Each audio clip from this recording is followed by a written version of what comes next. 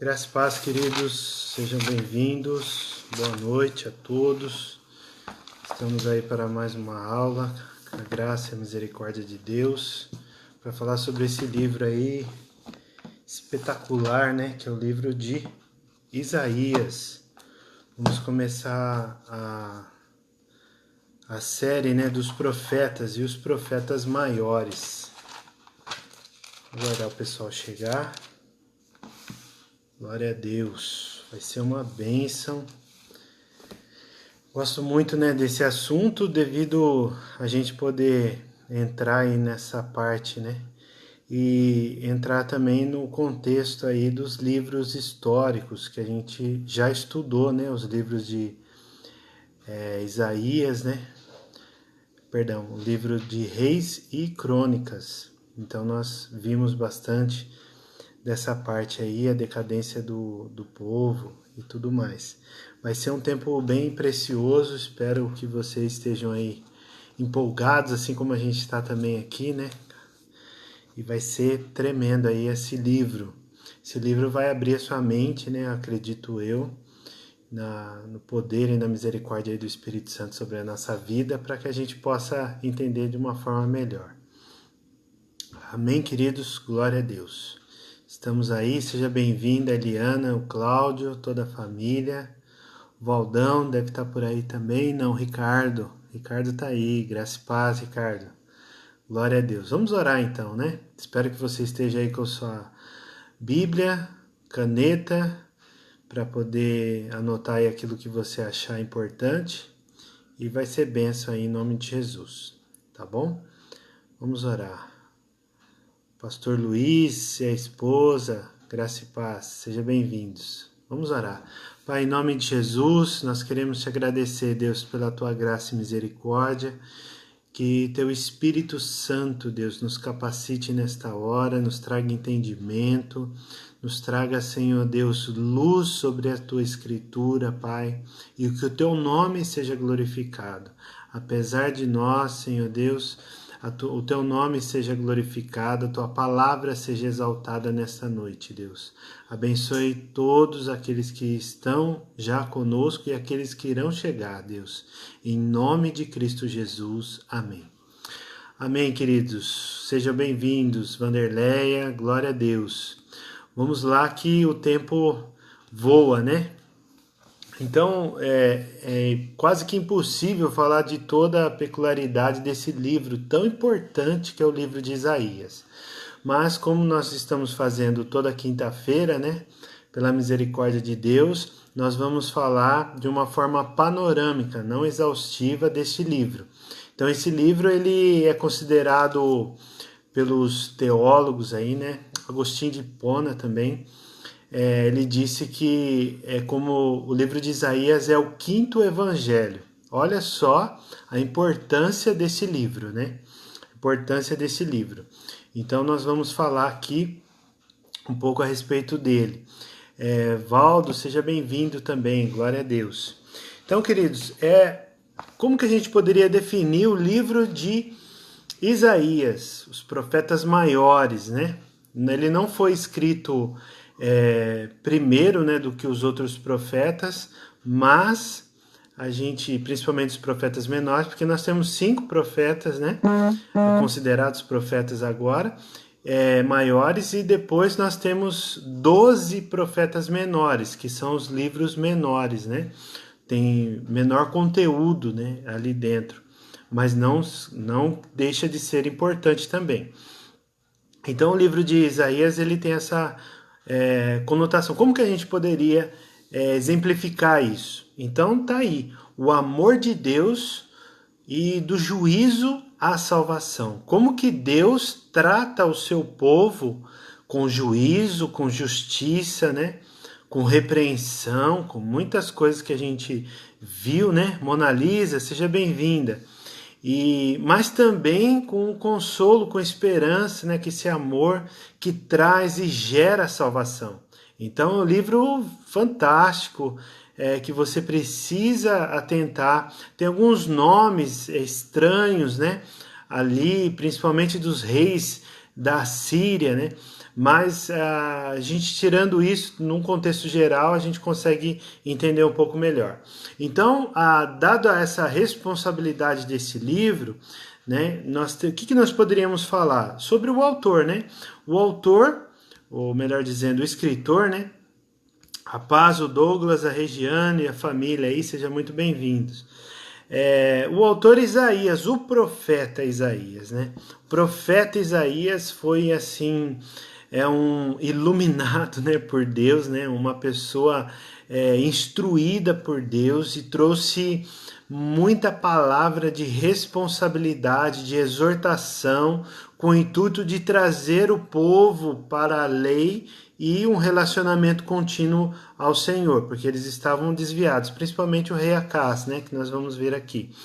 Então, esse profeta, ele é filho de, como nós podemos ver aqui, de Amós, mas esse Amós não é aquele profeta lá, né, que trouxe outra, foi contemporâneo, mas não é o mesmo. Provavelmente, alguns historiadores dizem que esse Amós seria um príncipe lá, né, alguém ligado ao reino, né, porque o profeta Isaías ele não tinha dificuldade de se posicionar ali, apesar que o profeta ele tem uma conotação mais especial que a gente vai ver daqui a pouco, né? Não quero atropelar nada aqui. Então, o que ele escreveu, né? Qual que foi o conteúdo, né? Então, ele advertiu sobre o juízo. Então, ele vem lá desde o início, né? Lá do ano 740. Lembra que o primeiro exílio assírio foi provavelmente, né? Por volta do ano 722 a.C. Dada essa informação, é importante a gente ver que ele foi testemunha, porque o seu escrito, né, ali foi de 740 a.C., então 18 anos antes desse exílio propriamente dito. Então ele advertiu quem? Os dois reinos, né? Porque isso aqui já estava dividido, já tinha o reino do norte e o reino do sul. Então essa parte, né, ele trouxe esse juízo lá no povo de Judá. Então, no caso, ele estava ali sitiado no Reino do Norte, né? Então, quando foi isso? 740, como a gente falou, até 687, mais ou menos, antes de Cristo. Então, essa informação daria que 53 anos. Então, 53 anos de ministério. Então, nós temos aqui a riquíssima, né? Como que a gente sabe disso? Como que os teólogos, os estudiosos conseguem precisar esse tempo? Então, você que esteja aí espero que você esteja com a sua Bíblia aberta, em Isaías, no capítulo 1, diz assim: visão de Isaías, filho de Amós, a qual ele viu a respeito de Judá e Jerusalém, nos dias de Uzias, que já era no finalzinho, né? Depois veio Jotão, Acás e Ezequias, reis de Judá. Então aqui já tem esse tempo. Nós já mandamos para alguns alunos, né, a tabelinha lá dos reis a época também que eles reinaram, né, de Judá e o reino do norte, os reis de Israel. Então ali dá para precisar qual que é esse tempo, né? Esses 50 anos aí que eles passaram, né? Então, a primeira coisa. Então, qual que foi? Por que ele escreveu? Para transmitir ao povo, e chegou até nós, né? Graças a Deus, essa esperança associada ao Messias que havia de vir. Então, a primeira coisa que nós poderíamos falar aqui sobre esse autor, que por fim da sua vida, alguns teólogos aí, historiadores também, os biblicistas, né? Eles dizem que Moisés ele foi cerrado ao meio no final da sua vida pelo rei Manassés. Lembra que a gente já estudou sobre Manassés? Manassés foi terrível. Então, provavelmente aconteceu isso, mas a Bíblia não relata, né? Não tem essa informação clara, né? Para poder trazer essa informação, mas a gente encontra isso nos históricos. Então, o livro de Isaías, a gente poderia falar primeiro que ele é separado, né, em duas partes. O primeiro é do capítulo 1 ao capítulo 39, então são 39 capítulos falando sobre o juízo de Deus, advertindo sobre o juízo de Deus sobre a casa de Israel e a casa de Judá, os dois reinos, né? Que a intenção de Deus é agrupar esses dois reinos, né, dentro de uma mesma visão, porque é um povo só, mas por causa da dureza de coração o reino foi dividido. E depois no capítulo 40 até o 66, ele já fala numa linguagem quase que diferente, né? Porque houve essa mudança e trouxe consolação, o conforto, a esperança para o povo. Além dessa advertência, né, na primeira parte, nós vemos no livro de Isaías, Graspar, Jaque, o Diego e toda a família aí, sejam bem-vindos. Então a gente vê essa outra parte trazendo também consolo. Mas a primeira parte, além da advertência, do juízo, Deus, através do profeta Isaías, traz também esperança, que eles vão ser castigados, vão ser penalizados, né? Castigado eu não gosto muito, mas é uma palavra mais popular, né? Mas vão ser corrigidos, né? Vão ser exortados ali, corrigidos pelo Senhor, porém há esperança de libertação. Então, olha só, nós já vimos o exílio lá no Egito, né, na época de Moisés, e Moisés foi o profeta, o libertador do povo no Egito, e a intenção era o quê? Que quando chegasse na terra prometida, eles pudessem viver a lei do Senhor, praticar a lei do Senhor e ter paz na terra, viver esse Shalom Adonai, que é a harmonia completa em paz, né? A paz em harmonia para o seu povo e com Deus. Só que não aconteceu isso, como a gente viu no livro de Josué, no livro de Juízes. Então nós vimos esses episódios aí que trouxe bastante transtorno, né, para o povo. Então, o profeta tem essas características, né? Então, o profeta Isaías também, a gente poderia falar que o profeta, ele, no Antigo Testamento, ele ia anunciar as bênçãos de Deus, né? Porque quando a gente vai, por exemplo, você vai numa igreja, e a gente já teve isso na Igreja Batista Nova Aliança, em outros ministérios também aconteceu isso, a pessoa que tem o espírito da revelação, não é? Agora, você imagina isso. Você chega lá, eu conheci algumas pessoas que realmente têm, e é um dom de Deus, dado pelo Espírito, né? Que a pessoa buscou lá, assim eu entendo, e tem esse espírito aí de revelação. E a pessoa começa a orar e começa a falar da vida da pessoa, e o que acontece e tudo mais. Mas geralmente, fala-se o quê? Das coisas boas, né? Se tem alguma coisa assim que vai trazer constrangimento, trazer algum julgamento por parte até da igreja que está ali, né, aberta e tal, alguns acabam não falando, chama em particular, né, por uma questão de ética, e ali exorta, né, perto do seu pastor ou do seu líder ali, e fala daquilo que a pessoa precisa ser corrigida, se for uma área mais delicada. Vamos imaginar assim, hoje, no século 21, tá? Agora, naquele tempo, não.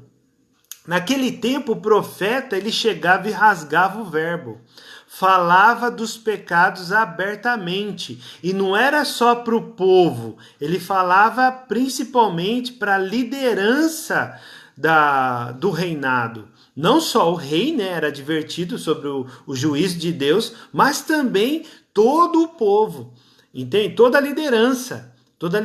Então falava-se tudo. Por quê? Porque o povo estava em desobediência. Então ele profetizava o quê? A maldição daquilo que iria acontecer. E o profeta Isaías, ele advertiu o povo de várias maneiras, falando que eles iriam ser levados pelo cativeiro assírio e também pelo babilônico, né, que era no caso aqui, os dois reinos. Só que ele presenciou, uma coisa bem legal, é que ele presenciou esse cativeiro assírio. Ele estava lá, entendeu? do lado do reino do sul, né, do reino de Judá, como a gente viu no versículo 1, né, os reis de Judá, né, Uzias, Jotão, Acás, Ezequias, foram os reis de Judá. Então ele estava ali naquele território, só que ele assistiu, né, o exílio, né, a deportação do povo indo lá para a Síria e sendo esparramado aí. E também veio alguns que já estavam migrando aí, né, debaixo do governo do rei assírio e trouxe para cá. Então a primeira coisa, então ele chegava e falava, os profetas, né, falavam de uma forma crucial aí, né, na história de Israel. Eram os porta-vozes, né, indicados por Deus, anunciavam tanto a maldição como as bênçãos também. Então esses profetas exílicos que a gente vai aprender, né, começando hoje pelo profeta Isaías, depois do profeta Jeremias, o profeta, e depois vem a Lamentações também de Jeremias, Ezequiel, né, Daniel. Então nós vemos esses profetas trazendo esse conteúdo aí, que eles são chamados de profetas exílicos, que foram presentes, né? Esses profetas foram presentes no período, foram contemporâneos no período exílico, tanto da Síria e da Babilônica, ok? Então eles ajudaram, né, o povo a sua dupla perda. Então lembra lá Moisés e Josué, que a gente já estudou? Então Moisés, ele trouxe o quê? A presença de Deus no meio do arraial, né? E onde que lá naquele altar, né, lá no tabernáculo, né, daquela época, as 12 tribos eram acampadas ao redor do tabernáculo, né? E tinha todo o posicionamento, tudo certinho. E a terra prometida que a gente viu depois lá em Josué. Aqui, o que acontece? Eles perderam a presença de Deus e, consequentemente, perderam também a terra prometida, que foi por tantos anos profetizado e declarado que ia ter uma terra lá quando a gente estudou desde Gênesis, né? Na vida de Abraão. Então, olha só o que eles tinham. Eles tinham essa dupla perca. Essa dupla perca, a presença de Deus e a terra prometida, né? Não querendo fazer aplicação, mas já fazendo, na nossa vida não é diferente. Quando a gente diminui ou às vezes até extingue, né, o nosso relacionamento com Deus, para de orar e para de ler a Bíblia. Uma coisa simples, mas a pessoa não tem prazer nisso. Então, o que acontece? No livro, quando você lê, você vai encontrar o quê? O profeta está exortando o povo, dizendo que Deus está vendo o povo, que o povo está cansado dele. Olha só que forte que é isso. Deus está olhando para o povo e está cansado dele. Então, às vezes, o que acontece? As pessoas estão tão longe de Deus que eu tô cansado de orar, cansado de ler a Bíblia, cansado de ir na igreja, cansado de fazer célula, cansado disso, cansado daquilo, mas a pessoa cansou de Deus, né? Então perdeu a presença e, consequentemente, perdeu as bênçãos também que virão com esse relacionamento. Não que nós estamos ali, mas a grande questão é o quê? Que o povo de Israel, ele estava pensando o quê? Que Deus pertencia a eles. Então eles estavam seguros. Entende? Tinha uma segurança na vida deles. Só que o profeta, o que o profeta falava? Não, vocês é que pertencem a Deus, não Deus pertence a vocês. Então vocês precisam se arrepender dos seus pecados, deixar esses outros deuses, né? E voltar. Então teve a perca dupla, né? E a função do profeta no Antigo Testamento, né? Dito isso, né? Que eles tinham o contrário, né? Que eles achavam que era pertencentes a Deus, como a gente já falou. E redimir o que se perdeu da queda também, lá desde Adão, né? Quando a gente fala queda, né? Ou quebra, né? Quebra da aliança lá de Adão e Eva. Então, desde essa época, qual que foi a intenção de Deus? né, que a gente vê ao longo de todos esses livros que nós estudamos até aqui. Lá em Gênesis, quando Adão e Eva pecaram e foram destituídos do jardim, então ele chamou Abraão para trazer uma eleição e fazer de Abraão este povo constituído por Deus, ok? Ok, beleza, até aí. E aí o que aconteceu? Eles não, depois com o passar dos anos, né, dos séculos, eles foram se desviando e foram aceitando ali aqueles outros deuses. Mas espera aí, a nação de Israel, era para ser modelo para essas nações. E o que eles estavam fazendo? Ao contrário.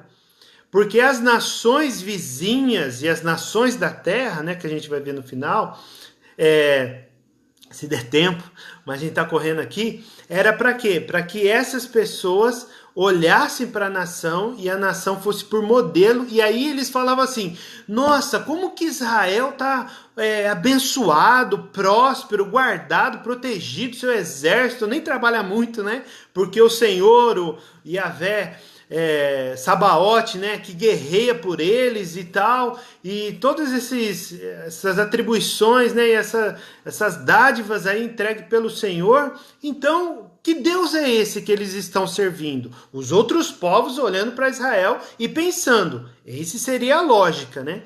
Eles chegaram e falaram, ô amigo israelita, quem que vocês estão servindo? Né? Como que é esse Deus aí que estão abençoando tanto? A gente também quer servir, entende? Então, para a nossa realidade hoje, as pessoas têm que olhar para nós, como o apóstolo falou na última semana, no domingo passado, né? Falando, foi uma palavra tremenda, né? Aquela parte ali onde ele fala a respeito o rei Faraó, né? O rei Faraó olhou para José e disse, aonde encontraremos alguma pessoa como ele que tem o Espírito de Deus? Então já identificou isso. Então no reino de Israel precisava isso ser exemplo, porém eles foram vergonha, né? Por quê? Porque eles traziam aqueles outros deuses para entrar ali e fazer toda aquela coisa errada que a gente já viu, né? Então é importante a gente dizer isso daí, né? É importante a gente dizer isso daí. Então Uzias ou Acasias, né? Que é dois nomes aí de reis que a gente vê ao longo da história, a gente vê que o chamado de Isaías, foi o quê? Para reunir, foi no final, né, da vida de Uzias, o primeiro rei, foi no finalzinho, e ele já tinha vivido bastante, né? Só que ele foi contraído por lepra e estava vivendo isolado. Então no finalzinho, né, Deus levantou Isaías para começar o seu ministério. Então o reinado de Uzias foi de 792 até 740. Aí a gente entra nisso daí, né? Uzias ou Acasias, né? Que é a mesma pronúncia aí, às vezes tem uma diferença aí. Então a Síria lembra que a gente já falou também da Síria, que ela dominou por quase 3 séculos, né? Quase 3 séculos ali, ou 3 séculos aproximadamente. Então, a cena internacional, né, as nações vizinhas, o Império Assírio é o que mais prosperou, né, em termo geográfico, territorial, como a gente já falou. E ali a gente vê uns nomes que eu anotei aqui para falar para vocês, mas eu vou precisar ler que eu não... Só tem um que eu lembro aqui, né? Tem 4 reis dessa época, e são 3 que são ditos na Bíblia, né?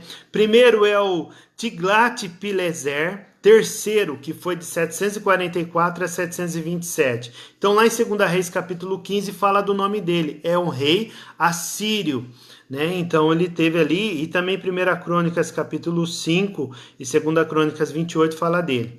Outro nome também de outro rei assírio, que também foi e entrou ali dentro desse território, né? Salmaneser V foi de 726 a 722, aí onde já entra ali o exílio, né? Em 2 Reis capítulo 17. Sargon, esse não entra, não fala na Bíblia, perdão. Sargon II, só que lembra que tem alguns estudiosos aí da Bíblia que fala que Sargon é o mesmo que Nimrod? Então depois você estuda a respeito disso. Eu acho que a gente já falou um pouco, mas Sargon é o mesmo, né? Dentro da cultura dos escritos, né, babilônicos, nós encontramos uma literatura que fala a respeito dele e tem muita semelhança com Nimrod também, que é lá do comecinho da Bíblia, né? Ali, filho de Cuxi e tudo mais. E por fim, Senaqueribe, que é mais conhecido, né? Quando ele veio e afrontou o reino de Israel, que era o rei na época de Ezequias, né? E Ezequias leu a carta para Deus, né? Falando, olha só o que ele mandou escrever, mandou aqui para a gente, né? Essa afronta aqui. E por fim, quando esse porta-voz do rei Senaqueribe voltou, esqueci o nome dele, voltou lá para a Síria, eles acabaram fugindo.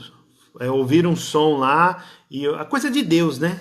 Como a gente já viu também lá no comecinho de Josué, né? A intervenção divina, né? O divino guerreiro vindo e agindo e trazendo essa paz. Então, a gente vê esses personagens que são reis assírios que eram predominantes daquela época, né? O seu poder de força, de guerra, né? E Deus, olha só que interessante, Deus usava a Síria, que a gente vai ver lá em Miqueias, né, dos profetas menores, mas Deus usava a Síria como servo. Olha a conotação que interessante, tem muita informação, né?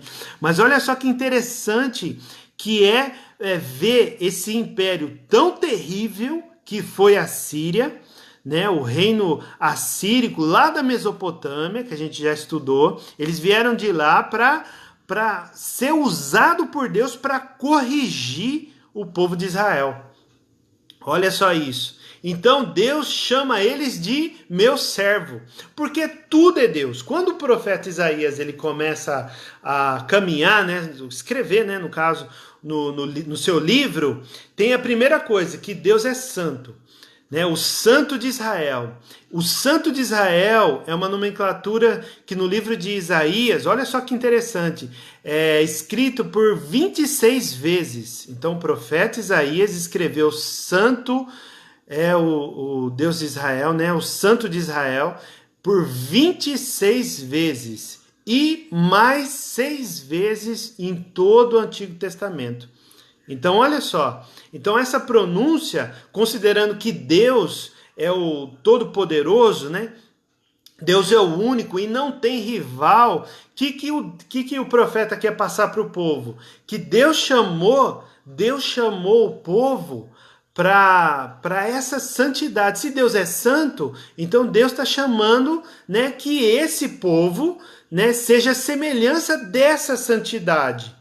Só que, por sua vez, o que o povo fez? Se assemelhou aos deuses, né? Aos deuses que são mudos, são mortos, né? E essa idolatria trouxe todo esse prejuízo, porque o povo começou a ser semelhante com esses deuses falsos. Só que não há rivalidade. Então o profeta Isaías, no seu livro, ele quer dizer o quê? Ele quer dizer que Deus é absoluto e soberano, não existe um rival. Né? Não tem um outro Deus ali que pode competir com o Deus de Israel, o Santo de Israel. Entende? Então a primeira coisa é isso que ele passa para a gente, né? E a segunda é que esse povo é santo. E esse relacionamento que Deus quer é que esse povo que é separado, eleito ali por Deus, ele possa ter essa comunhão. Por isso que ele chama a cidade de Jerusalém, o monte de Sião, né? A cidade santa, onde que a glória de Deus habita.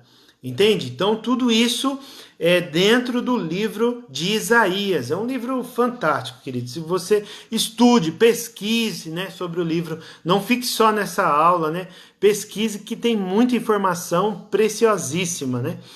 E depois nós temos também, no fim, esse desejo de Deus, né, de trazer essa comunhão, de restaurar essa comunhão com o povo, né? Só que o povo estava ali obstinado, né? Estava ali teimoso em procurar outros deuses e procurava, né? Até esqueci o nome do rei agora, ele procurou no capítulo 30, ele procura ajuda do rei do Egito para poder salvar ele dos seus inimigos. Aí Deus vai lá e exorta através da vida de Isaías também. Então não escapa nada, né? A verdade é essa, não escapa nada, né, na mão ali do profeta, naquilo que Deus está mostrando para eles. Então lembra daquela intriga que a gente falou, né, sobre o reino de Samaria, né, os samaritanos que Jesus chama e toda essa conotação aí? A gente vê o quê? A gente vê que esse livro teve 2 episódios ali que é uma intriga política, né? Por quê? Porque assim, a Síria estava ali, né? Tudo bem, muito bem, obrigado, mas você teria que dar o seu imposto e olha lá se não acontecesse alguma coisa com vocês. Muitas vezes a Síria teve bastante problema por causa disso também. E vieram e humilhava, prendia, né, ou até matava, né, outros povos que estavam subjugados no seu reino, o reino da Síria. Então essa intriga da política de Samaria e Jerusalém, né, onde que é a capital, aquela coisa toda, então trouxe esses conflitos. Então o reino da Síria vinha querer conquistar a Israel ou Judá por conta do quê? De não pagar os impostos ou porque pagava. Então era essa guerra política aí de sonegava os tributos, né? Que tinha isso daí. Então a gente vê lá do capítulo 7 ao capítulo 9, do 36 ao 39, 7 a 9, 36 a 39, ele fala desses 2 episódios aí, dessa briga política, né? Então depois você lê esses textos que é bem importante. E também ele prediz, né, sobre a mão de poder ali da Síria, que depois acontece, e também no reino babilônico, né, de Judá. Então ali vem o exílio para a Babilônia, né, que ele está falando lá no capítulo 39 também, tem isso daí. Então a queda, né, ele presencia, só que a queda desse exílio duplo aqui, né, a gente vê principalmente de Judá, a gente vê já no livro de Jeremias e Ezequiel, né, lá na Babilônia, e também, por sua vez, Daniel também, que é um profeta maior da Bíblia da Septuaginta, né, traduzida do grego, tá? Agora, para o grego. Agora, na Bíblia hebraica, Daniel é considerado o livro histórico, né? Olha só que os escritos, né? Um livro histórico. Então, olha que curioso que é. Mas então a gente vai ver mais detalhadamente, né, o cativeiro babilônico já nos outros livros dos profetas, tá ok? Então, queridos, nós temos essa visão geral aí, né? Então, a primeira parte, nós vemos as palavras de condenação, né? As palavras de condenação contra eles. E antes disso, né, no capítulo 7 também, a gente pode se falar que, assim, uma coisa que eu quero que vocês entendam é por que houve tanta resistência de acreditar na época de Jesus, lá quando Jesus manifestou o seu ministério, que a gente vai aprender assim, se Deus permitir, nos evangelhos. Os israelitas tiveram tanta resistência de aceitar Jesus como Senhor e Salvador, que ele era o Messias. Porque aqui Isaías ele está falando de um Salvador. Mas por que houve tanta resistência assim? Por quê? Porque eles esperavam que era um libertador como Moisés veio e tirou aquele jugo de escravidão do povo. Entende? Depois que passou sobre o cativeiro da Síria e depois o Reino do Sul, o cativeiro da Babilônia, eles perderam um pouco a esperança. Como que a gente vai reconstruir tudo isso? Aí onde entra lá o livro de Crônicas, né, provavelmente escrito por Esdras, o livro de Esdras, Neemias, que eles estão reconstruindo tudo aquilo lá, né, que a gente viu. Mas nessa época aqui de Isaías, estava acontecendo o primeiro exílio, que foi o exílio assírio, entende? Então aí como que os contemporâneos daquela época, né, os cidadãos judeus de Israel pegavam o livro de Isaías e iam ler sobre um Salvador que viria, esse Messias, e confundiu a cabeça deles também, quando disse que ele ia ser nascido de uma virgem. Como que uma virgem ia gerar sem ter relação? Imagina a confusão na cabeça deles. Hoje, para nós, né? Hoje, em 2020, a gente pegar a Bíblia, já com tudo essas informações, da revelação, de tudo isso, fica muito mais fácil da gente ler. Mas naquela época não. Naquela época não tinha como eles saberem quem seria o Messias. Então, para o profeta, nem o profeta sabia que era Jesus Cristo. Ele sabia que viria um libertador. O Espírito de Deus veio sobre a vida de Isaías e Isaías profetizou que viria um Messias, mas não que era ali especificamente, né, Jesus Cristo, né? Ali naquele tempo e tal, porque depois dessa profecia passavam-se 8 séculos para acontecer o nascimento propriamente dito de Jesus. Então, quando os judeus liam isso, eles achavam que ia ser um homem poderoso que ia trazer a libertação para o povo, entende? Só que o que aconteceu? Jesus morreu na cruz e morreu. E eles continuaram debaixo do Império Romano. Como eles estavam debaixo do Império Romano, por exemplo, né, é um teólogo que disse que por que o apóstolo Paulo, o apóstolo, né, se alguém quiser assim melhor, o Paulo o apóstolo, quando ele viu que o cristianismo estava crescendo, as pessoas estavam seguindo Jesus, falando que aquele era o Messias, não, está errado.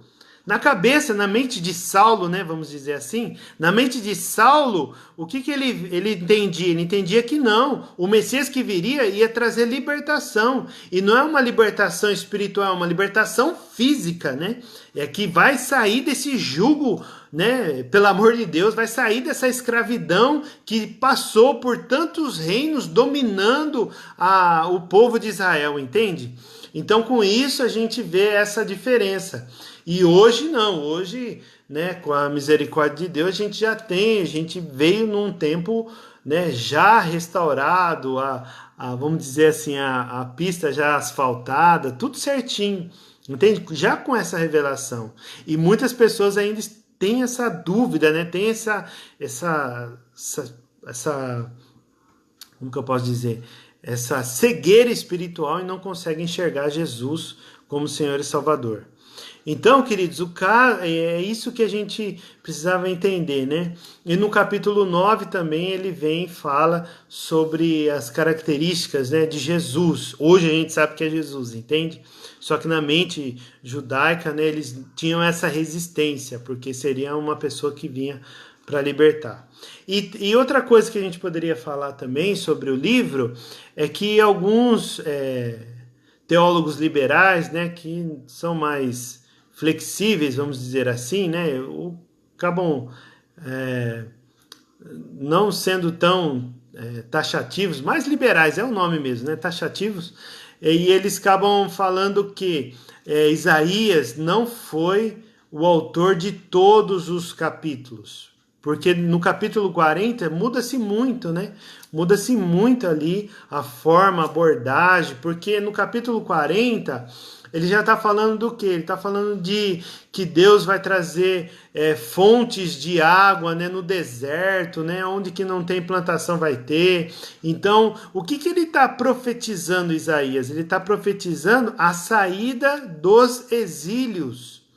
Ele está profetizando a saída dos 2 exílios, esses liberais, por isso que eles não acreditam. Porém, né, mas entretanto, em 1947 foi achado lá numas cavernas lá na região da Jordânia, tem um nome lá que eu não lembro agora, em 1947, que lá tem muitos manuscritos e alguns artigos lá históricos, né, daquela época, e foi encontrado lá o livro de Isaías. Eu tive um professor na faculdade que ele fez um curso, o apóstolo Vale, fez um curso de 3 meses em Israel sobre geografia bíblica. E ele foi nesse museu, e algumas pessoas, não lembro se o apóstolo Jacó chegou aí, né? mas no museu, que eu acredito que o apóstolo Jacó também foi, no museu que tá lá a réplica, né, guardada por soldados e tal. Então tá lá separado. E ali tem os 66 livros, né, o manuscrito. Você imagina a preciosidade que é esse documento. Aí, quando eu estava estudando esse livro essa semana, eu fiquei pensando assim, nos outros... Sim, o Ricardo está colocando aqui, né, o Ricardo Ferreira. Acho que muitos judeus esperam até hoje esse libertador. Com certeza, eles esperam que virá ainda esse prometido que Isaías profetizou. Né? Eles não acreditam ainda que Jesus é esse prometido, né? Não acreditam. Então, queridos, aí eu fico imaginando como que foi agora, né, entre aspas, né? Se a gente está falando de 3.000 anos, né, aqui dentro desse estudo... agora em 1947 é agora, né, entre aspas aí, tá? Foi encontrado esse livro, então a gente lembra da época dos livros lá de reis, né, que quando se achavam, né, Davi, achavam-se ali a lei, a Torá, né, os escritos da lei, e ali o rei lia aqueles mandamentos. E ali o rei se esforçava ao máximo para colocar o povo em linha e de acordo com aquilo que estava escrito. Então a gente vê essa esperança, né? E depois, em 1945, né? Foi em 1945 já foi a construção de Israel como Estado, né? Então é uma coisa interessante que trazer para vocês. Então, como a gente estava falando, só recapitulando, né, as palavras de condenação do capítulo 1 até o 35, o caso de Deus contra Judá e Israel, as nações vizinhas, lembra lá que a gente já falou sobre as nações vizinhas, que deveria ser todo esse objetivo, né, de Israel sendo o modelo, e depois todas as nações. E aí Deus usa dois agentes da ira, né? Então, por isso que Miqueias chama de servo de Deus, a Síria.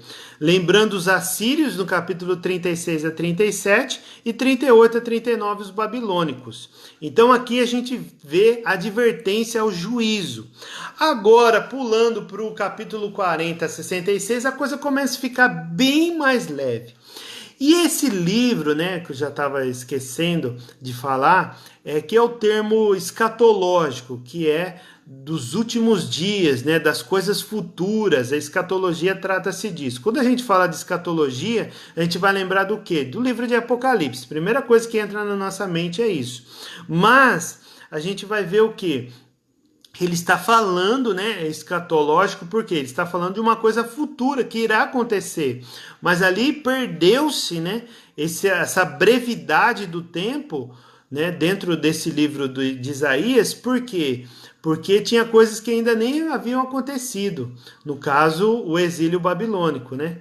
Que Isaías só estava profetizando que iria acontecer, mas ainda não havia acontecido. Mas ele presenciou o exílio da Síria. Então, a gente vê essa libertação, né, trazendo esse refrigério. Tem o servo sofredor, né, que começa a ser narrado. Tem os cânticos do servo, que a gente já estudou isso lá na escola bíblica, né? E houve até uma confusão que eu falei, não, mas Isaías não está falando de Jesus Cristo, Isaías está falando do Messias, porque ele não conhecia. O que ele estava profetizando veio acontecer depois de quase 800 anos. Então houve toda uma confusão lá naquela época, mas foi legal. Então do 40 ao 48 está falando que Deus é soberano e libertará esse povo. Libertará do quê?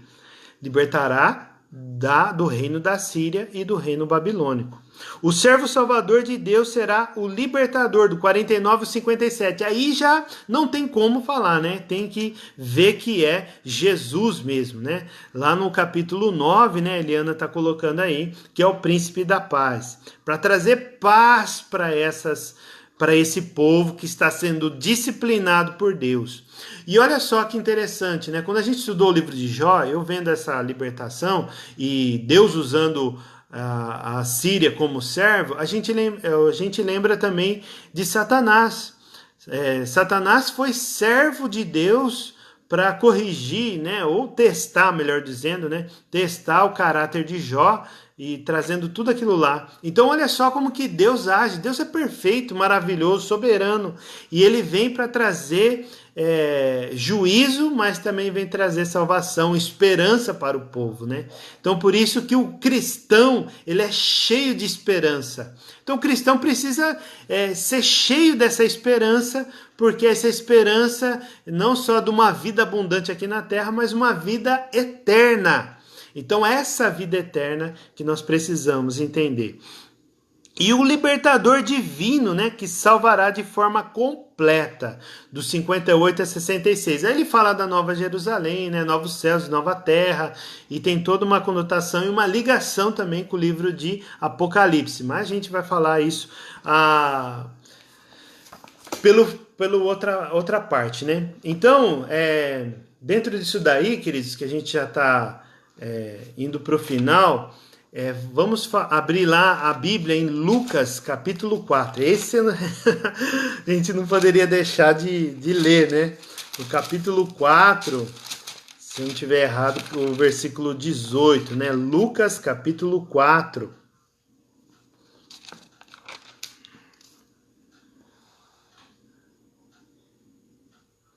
Vamos ver aqui. Lucas capítulo 4. Deixa eu achar aqui. Vamos ler a partir do versículo 16. Lucas, capítulo 4, versículo 16. Lucas 4, 16. E diz assim: E chegando a Nazaré, onde fora criado, entrou num dia de sábado. Então olha só que interessante. Jesus nasceu aonde? É Jesus de Nazaré. Ele nasceu em Nazaré, sim ou não? Não, né? Ele nasceu em Belém, mas ele viveu. Então ele está dizendo aqui, foi criado em Nazaré. Então, primeira consideração, entrou num dia de sábado. Então era o dia que os judeus se reuniam aí na sinagoga, né? Segundo o seu costume, nas sinagogas, e levantou-se para ler. E foi-lhe dado, que livro é esse, queridos? Olha que tremendo que é isso. E foi-lhe dado o livro do profeta Isaías, que eles chamam do quinto evangelho, né? Agostinho de Hipona fala quinto evangelho. Aí ele, do profeta Isaías, então era um livro, não era a Bíblia inteira, como a gente tem aqui, né? Toda essa Bíblia aqui, não. Era só o livro de Isaías. Então tinha ali só os manuscritos do livro de Isaías, e aquele rolo ele começou a ler. Então Jesus pegou, né, e foi-lhe dado o livro do profeta Isaías, e quando abriu o livro, achou o lugar em que está escrito: O Espírito do Senhor é sobre mim, pois que me ungiu para evangelizar os pobres, enviou-me a curar os quebrantados do coração, a pregoar liberdade aos cativos e dar vista aos cegos, e pôr em liberdade os oprimidos e anunciar o ano aceitável do Senhor. E cerrando o livro, tornando a dar ao ministro, né, aquele que dirigiu o culto lá, a reunião, no caso, assentou-se e os olhos de todos na sinagoga estavam fitos nele. Então começou a dizer-lhes: Hoje se cumpriu essa escritura em vossos ouvidos. Aleluia, aleluia, glória a Deus. Olha que tremendo é isso, depois de quase 800 anos, aproximadamente, que o profeta Isaías profetizou que viria um libertador, aqui ele está anunciando que chegou esse grande dia, entende? Chegou esse grande dia. Então, isso daqui está trazendo todo esse contexto, né? Imagina isso, né? A Liane e o Cláudio tá colocando aí, uau, né? Que tremendo ele lendo tudo isso. Então, você imagina a responsabilidade, a expectativa do povo, que o povo também estava cansado, que já tinha passado o rei do Egito, né? Já estava lá no reino da opressão do Egito, da opressão da Síria, da Babilônia, do persa, que estava debaixo, foi mais suave, mas estava debaixo, depois os gregos, os romanos, e aí por fim chegou o grande dia, né? Chegou o grande dia que Jesus estava lendo ali o profeta Isaías. Então trouxe esse refrigério e as pessoas imagina o judeu, cara. Nossa, eu queria estar lá só para ver a cara deles. Imagina a cara deles quando eles tomaram esse susto, né, meu? E falando, nossa, o cara tá falando que é ele, eu não acredito que é ele. Não, não é possível, da onde surgiu esse cara? Falando que ele é o Messias, o libertador. Então os jovens não, os jovens acreditavam, né? Então a maioria dos discípulos de Jesus acreditavam que ele mesmo era o Messias, e o Espírito de Deus também testificou no coração de Pedro também, né? Então a gente vê isso daqui, que esse momento foi um momento épico, né? Foi um momento assim extraordinário, é como se acontecesse um fenômeno, e aconteceu, né? Sobrenatural. Então essa é a palavra, aconteceu um ato sobrenatural ali, que foi a materialização. Jesus, o Filho do Homem, né, encarnou ali e nasceu de uma virgem, todo o contexto que a gente já sabe, e está ali lendo o livro do profeta Isaías. É fantástico isso, né? Então por isso que, além de ser profeta, né, tem um livro profético, ele é um livro escatológico, né? E é um livro que traz bastante conteúdo aí para nós. Então a gente vê, isso daqui é tremendo. E ele está lendo a parte lá do versículo, do capítulo 61, né?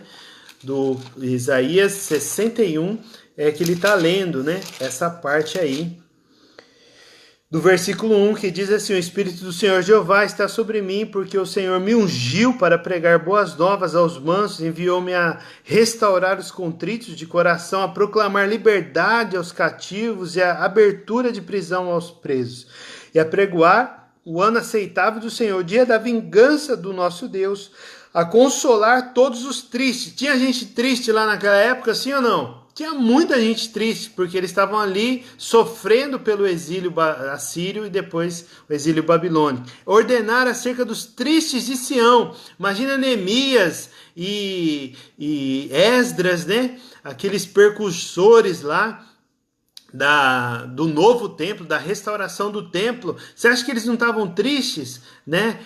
Neemias, ele estava na frente do rei lá, o rei Ciro, não, esqueci o nome do cara agora. O rei da Síria, o rei da Pérsia, né? Ele estava ali triste porque os muros estavam queimados. Então, olha só, quando a gente começa a ler, esses flashes de informação que a gente já estudou, vem na nossa mente, né? Então, ordenado por Cisa, no versículo 3, e ordenar acerca de tristes de Sião, se lhes dê ornamento por cinza, óleo de gozo, alegria por tristeza, vestes de louvor por espírito angustiado, a fim de que chamem árvores de justiça, ou carvalhos de justiça, né? Plantação do Senhor, para que ele seja glorificado. Então é isso, queridos, é isso que é tremendo, né? Maravilhoso, fantástico, que a gente vê no livro de Isaías. Então tem muita coisa que não dá para falar aqui em 50 minutos, né? Em uma hora, no mínimo, né? Então, quando a gente vê também o que eu até compartilhei com o pastor André hoje, no capítulo 43, né?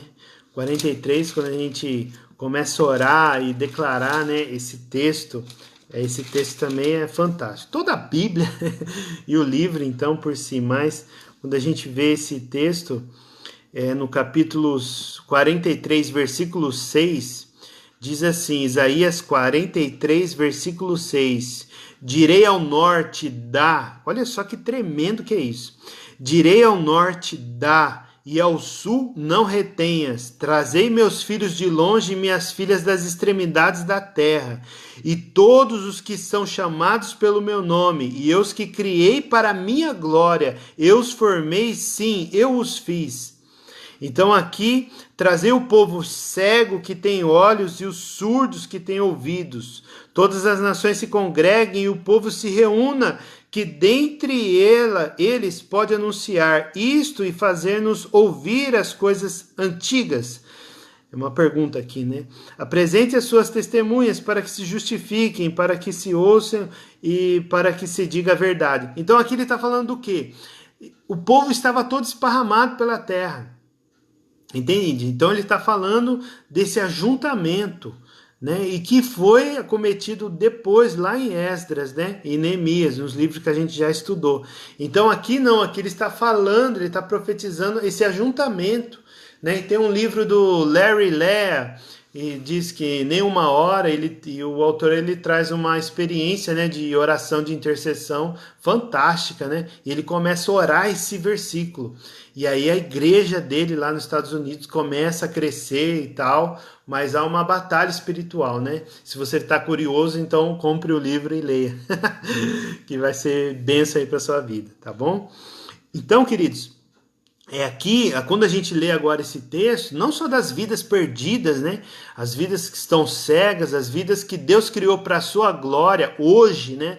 Em 2020, mas também aquele povo, o povo que estava disperso ali naqueles exílios, né? No duplo exílio, né? Do Assírio e Babilônica. Então, a ideia era o quê? De Deus ajuntar esse povo já redimido. Mas olha só que amor tremendo que é de Deus, porque Deus continua amando. Mas amando por quê? Pela rebeldia do povo, pela obstinação do povo, né? Pela teimosia do povo? Não. Deus continua amando por causa de uma promessa feita para Abraão. Deus continua nos amando, e olha só no capítulo 2, né? A gente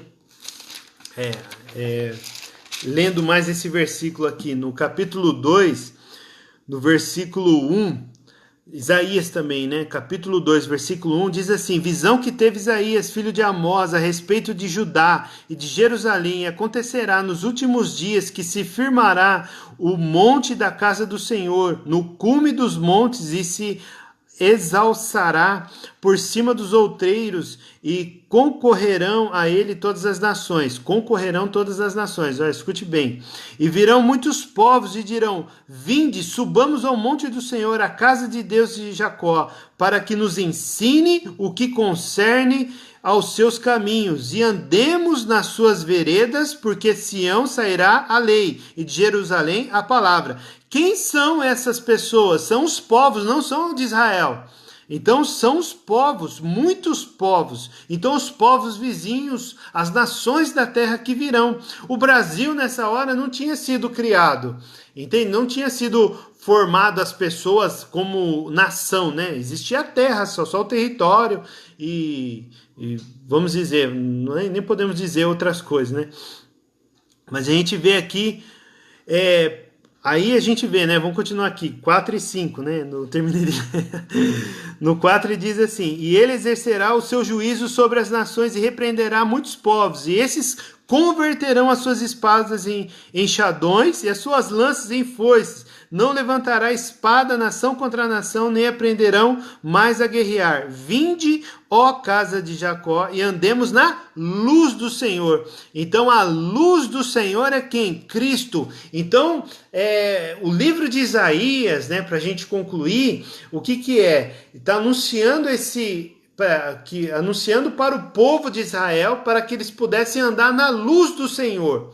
E hoje nós encontramos essa luz é Jesus Cristo. Amém? Essa luz que ilumina todas as pessoas, que traz inteligência, sabedoria, que traz obediência, que traz clareza, né? E a luz nas escrituras chama Cristo, né? Então esse é o Messias que trouxe essa iluminação para o Brasil, né? E hoje essa nação melhorou bastante, né? Vamos dizer assim. Mas vai melhorar muito. Então as nações da terra, por que muitos povos, né? E muitas pessoas que a gente já conhece, e alguns daqui também que estão nos ouvindo hoje, podem estar indo para Jerusalém, né? Além da profecia lá de Zacarias, nós encontramos isso também, né? Que está trazendo esse povo. Amém, queridos? Louvado seja Deus pela sua vida que esteve aí conosco até agora. Eu louvo a Deus pela sua vida e que nós possamos prosseguir aí nessa chamada e estar orando, né? por essa escola, para que até o final do ano, né, em nome de Jesus, a gente possa estar reunido lá na igreja, para que a gente possa dar continuidade a isso. Amém? Pedidos de oração vai colocando aí que a gente vai orar e a gente acaba lendo aí. Glória a Deus pela sua vida, muito feliz por vocês aí, que estão perseverando com a gente. Amém? Vamos orar. Pai amado, em nome de Jesus, nós queremos te agradecer, Deus, por esse privilégio de estarmos aqui ouvindo, Senhor Deus, a tua palavra e trazendo esse entendimento, Deus. E que teu Espírito Santo continue falando conosco sobre esse livro tão precioso, Pai. E que esses profetas, ó Deus, profeta Jeremias, que nós vamos estudar, o profeta Ezequiel, Senhor Deus, Daniel, Pai, ó Deus, tantos livros preciosíssimos, Pai, que o Senhor continue conosco, ministrando a nossa vida. Ó Deus, nós oramos pela cidade de Araraquara, Pai, que, ó Deus, todo espírito de morte seja repreendido e que haja paz, Senhor Deus, sobre essa cidade. Todo espírito de enfermidade caia por terra em nome de Jesus.